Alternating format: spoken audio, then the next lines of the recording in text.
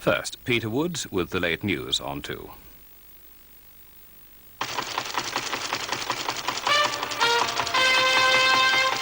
The pound has been revalued by new moves from the Bank of England.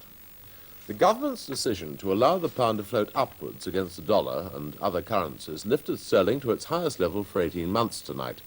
But the Treasury's change of tactics after months of deliberately holding the pound's value down is causing concern to some exporters. Mr. John Methven, the CBI's Director General, said he wasn't pleased with the government's decision. Moderate pay settlements were now more essential than ever if industry was to maintain competitive prices abroad.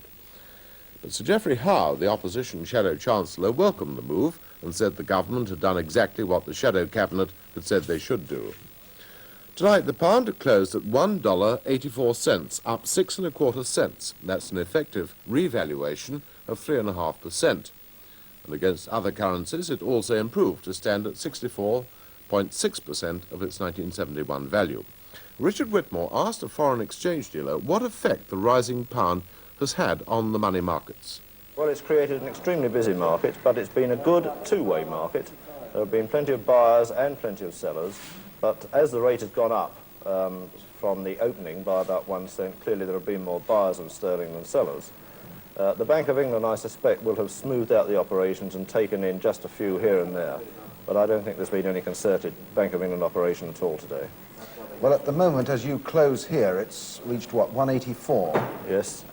Do you expect it to go higher tomorrow? Yes, I suspect that it will continue to get firmer unless the Bank of England take a big interest in the market and intervene heavily. But I don't think that at this level that they're likely to do that. But at what height would things become more critical then? Well, this is very difficult to say, but I would suspect it can go to 186 without perhaps the Bank of England taking very much interest.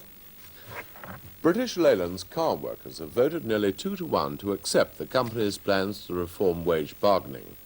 The result of a secret ballot was 59,000 votes for the reform package and 31,000 against. It's a complicated package involving an immediate 10% pay rise as the first step towards a company-wide agreement. There'd also be parity, so workers will get the same wage for the same job everywhere, security through better sick and layoff pay, and bonus schemes for production at each plant. And within 2 years, a central bargaining unit to negotiate for the whole of Leyland cars, not the present 58 units. Different aspects of the scheme have attracted different people. Did Leyland think central bargaining was the answer to the company's problems? We're not saying that'll be the total answer, but it will be the answer to so many of our difficulties. Something like 2/3 of our disputes have consistently been in this whole area of pay and security and looking across at other plants and other employees in other plants. The tragedy will be if we are not able to take, for example, the November date, the 10% increase, and the first down payment on parity to its logical conclusion, because that's what everyone has voted for.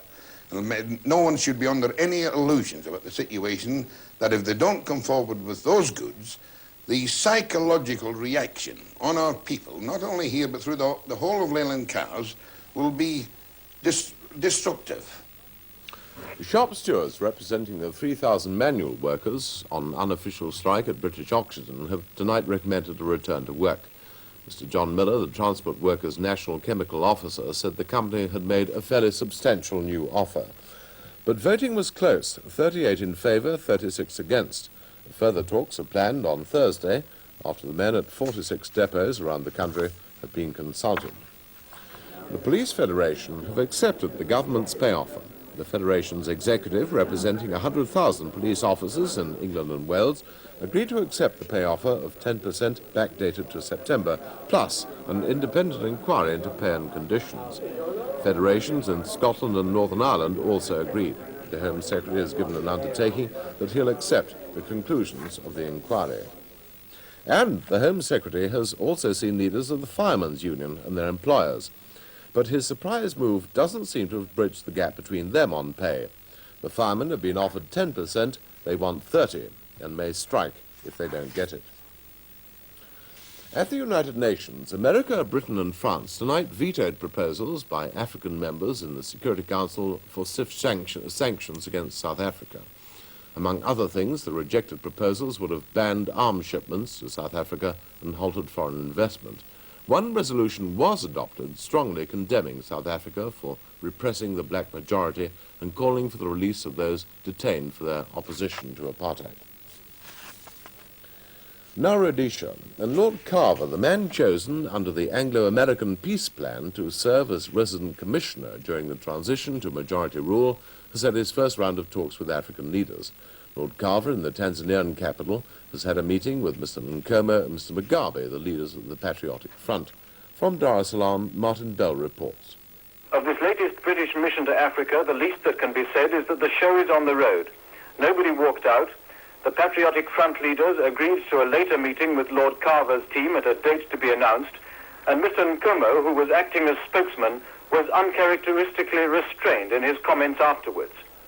He came out onto the steps of the High Commissioner's house with Mr. Mugabe, General Chand, and Lord Carver, who was dressed in his Field Marshal's uniform. The one exchange the Patriotic Front leader repeated there for us was about the powers Lord Carver would have as the new commissioner.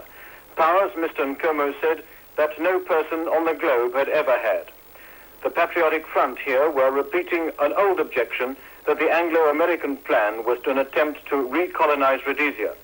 But did they even accept Lord Carver's status as Commissioner Designate? Before the talks, I put this to Mr. Mugabe. I recognize Lord Carver as Dr. Owen's messenger. He's brought a message from Dr. Owen, and in that capacity, well, naturally, he's coming to deliver whatever this message might be, and we will look at him as a British emissary. Do you think there is any point in negotiating about a ceasefire? Ceasefire? Well, we haven't agreed on the setup during the transitional period, and also the proposals regarding the independence period have not been agreed.